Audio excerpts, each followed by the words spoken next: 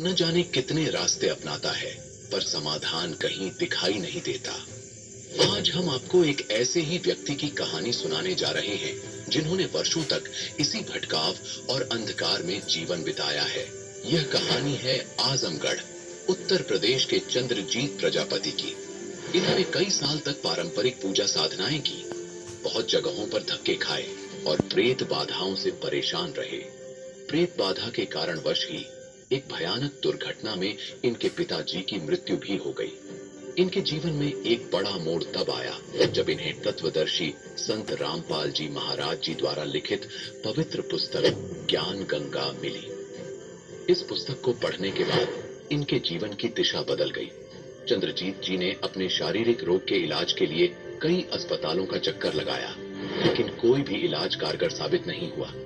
अंततः इन्होंने संत रामपाल जी महाराज से नाम दीक्षा ली और चमत्कारिक रूप से 12 साल पुरानी बवासीर ठीक हो गई और 25 साल पुरानी भूत बाधा, जिससे ये बेहद परेशान थे, वो भी संत जी की कृपा से समाप्त हो गई।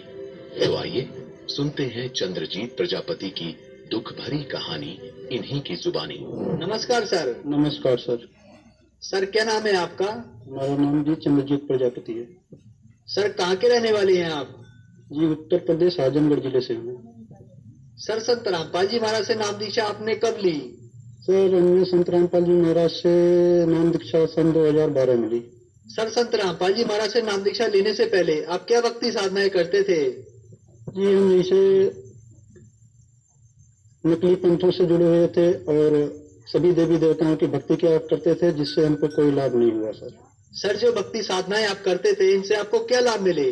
सर उनसे तो हमें कोई खास लाभ नहीं मिला, हमारा नुकसान ही होता गया और इतना नुकसान हो गया कि उसमें हमारे पिताजी का एक्सीडेंट भी हो गया और घर में झगड़े झंझट भी होने लगे।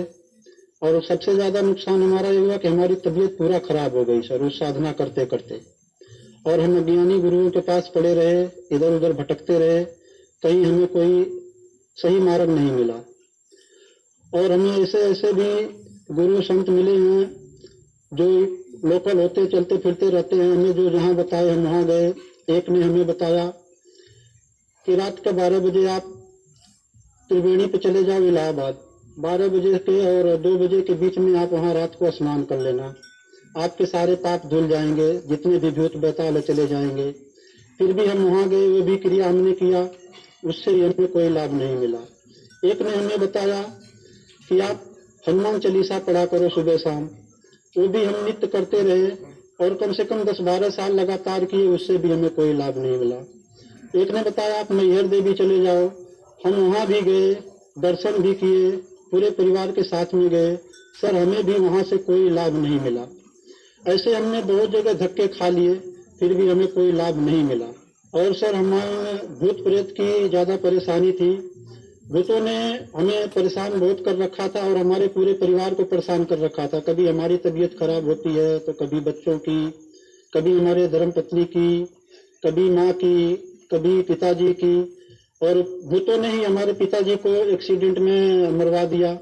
जितने भी संत गुरु हमें नकली मिले, इन लोगों से जो भी हमें ज्ञान बताया, मंत्र दिया, इनसे हमें कोई भी लाभ नहीं मिला और हम दलदल में भटकते चले गए, धंसते चले गए। सर आपने बताया कि आप जो भक्ति साधनाएं करते थे उनसे आपको कोई लाभ नहीं मिला, आपको भूत प्रेतों की बहुत समस्याएं थी। भूत प्रेतों की समस्या की वजह से आपके पिताजी का एक्सीडेंट हो गया, उनकी मृत्यु हो गई। फिर आपको किसी संत ने बताया कि आप त्रिवेणी चले जाइए और रात 12 बजे से 2 बजे तक गंगा में स्नान कीजिए। आपने सभी उपाय कर लिए, आखिर में आप हार कर बैठ गए कि अब इस समस्या